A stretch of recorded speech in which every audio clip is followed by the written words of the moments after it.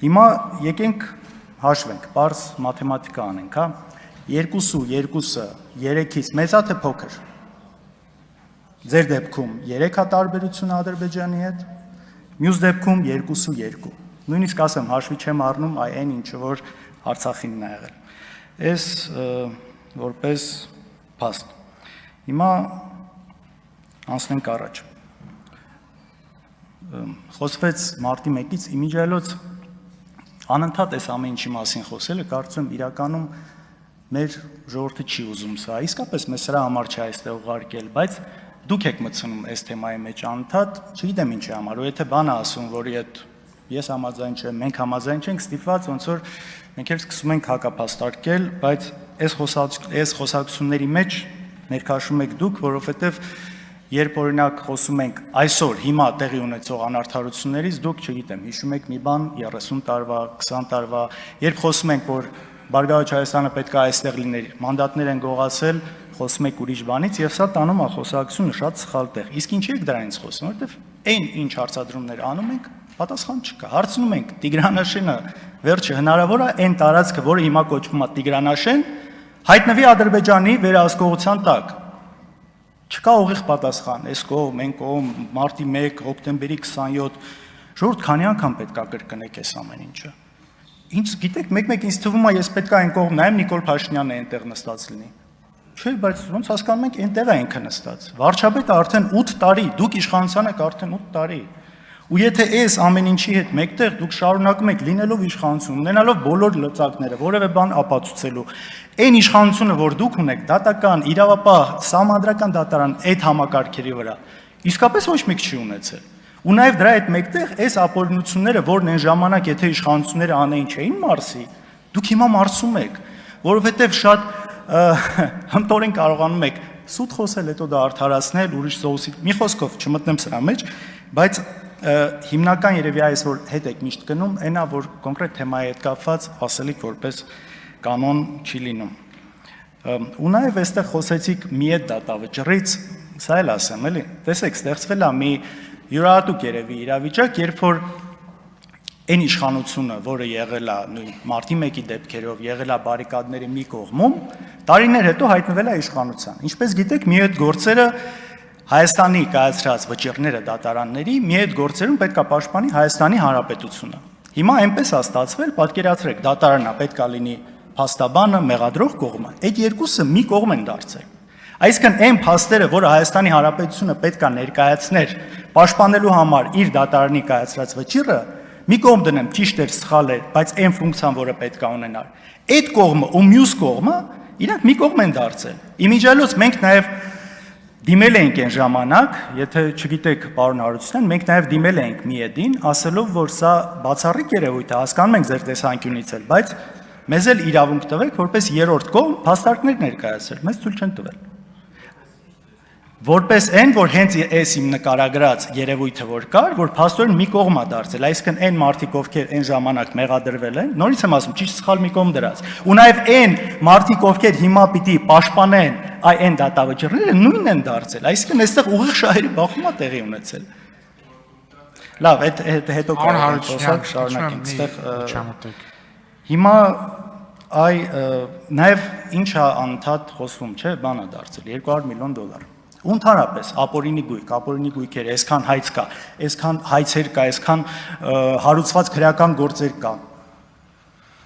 Ժողովուրդ, փորձել եք հասկանաք ինչ ձևով են այդ գործերը հարուցվում, ինչ ուսումնասիրություններ են արվում, բայց ամենակարևոր, ում վրա են հարուցվում։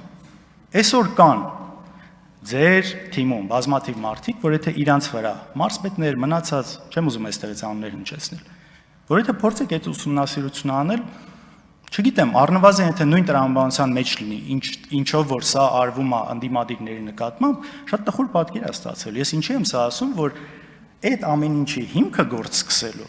լինում է, թե մարդ ինչքանով է ընդդիմադիր կամ չէ։ Նախկինում падգամավոր ա եղել, օլիգարխ, չգիտեմ ինչ, Նիկոլ Փաշինյանի թութուխոս չի ասում, իր հետ կապված խնդիր չկա, ոչ մեկ չի մտնելու իր գույք ստուգի մնացածը անի։ Քաղաքական գործիչ նախկինում եղել է ինչ որ մի բան, այսօր իրան խելոք է պահում կամ միտեղ տեղավորվել է այդտեղ, զրո բան իր հետ կապված, զրո։ Գիտեք, ակնհայտ, ու այս ամեն ինչը ինչ եմ ասում, որ սա կոչվում է Selective justice։ Երբ որ գործերը հարուցվում են ընտրողաբար, քաղաքական ենթատեքստ ունենալով մարդու քաղաքական գործունեությունից կախված, սրանք բազմաթիվ են։ Այսինքն, երբ որ դուք գործ եք հարուցում, օրինակ, իմ կնոջ հետ կապված ասում են 2010 թվին 100,000 դրամ չի ունեցել, որ ընկերություն հիմնի, ուրեմն այդ ընկերությունը մենք ճանաչում ենք ապօրինի։ Հասկանում եք, ու այս կարգի գործերը բազմաթիվ են։ Մենակ մեր հետ կապված չէ։ Այսինքն ընկերությունը հենց տակից ասում է, դեպքը 25,000 դրամ նույնիսկ ասում են մարդ չի ունեցել ընկերություն հիմնի, ուրեմն այդ ընկերությունը ինչ աշխատել է ապօրինի։ Այս կարգի աբսուրդի մասին ենք մենք խոսում։ Ու ես չգիտեմ այդ թիվը 200 միլիոն, չգիտեմ ինչ որ թվեր եք ասում։ Նախ եթե 200 միլիոն եք ասում, առնվազն պետք է այնքան պարկեշտություն ունենալ, որ Նիկոլ Փաշինյանից սկսած, որ կանգնեն ասեն ժողովուրդ, մենք ձեզ 15-18 տարի մոլորության մեջ ենք գցել միլիարդներից ու չգիտեմ ինչերից խոսալով, այս մեկ։ Երկրորդը, այդ հաշվարկները ինչ ձևով է կատարվել, ինչա, ես անկեղծ նույնիսկ պատկերացում չունեմ, իսկ քիչ առաջ այստեղ սուտ տեղեկություն նորից հայտնվեց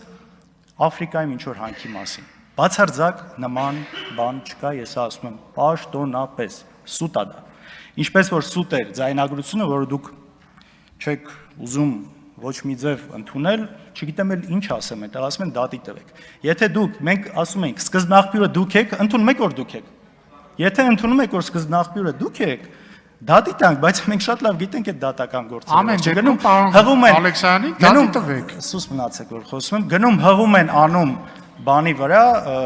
անանուն աղբյուրի վրա, գիտենք չէ ինչ ձևով եք տալիս։ Ֆեյքային էս բանը գնում, հետո ասում է դե ես չեմ ասել, այնտեղ գրած է եղել։ Դե լավ էլի։ Նույն ձև եղել է իմիջիալոց 4 միլիարդի պատմությունը ռուսական Չ-կլասի ինչ որ թերթով, երբ որ հետո դա դարձրեցիք բոլորի խոսալու ինչ որ թեմա։ Հա, մեկ էլ անընդհատ խոսում են տենդերների կոնտեքստում ընկերության մասին, ԱԱԲ, ԱԲԲ, միջև մանունը նորմալ չգիտեմ։ Ժողովուրդ, այդ ընկերության մասին ես իմացել եմ 2018 թվականից հետո։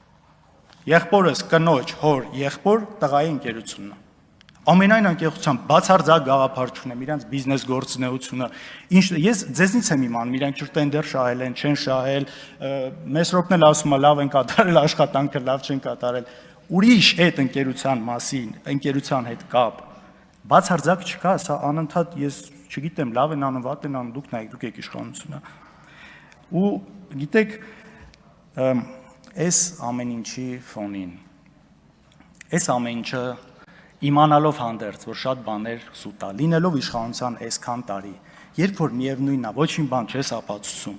բայց մյուս կողմից չես հրաժարվում դրանից, դա կներեք արտահայտությանս համար պարզ բեզաչոտնիկություն է ստացվում, որ գալիս կրկնում եք, չկա 8 տարի։ Չեմ կարծում, որ ձեզ 100 հազարավոր ընտրողները դա են սպասում եւ ակնկալում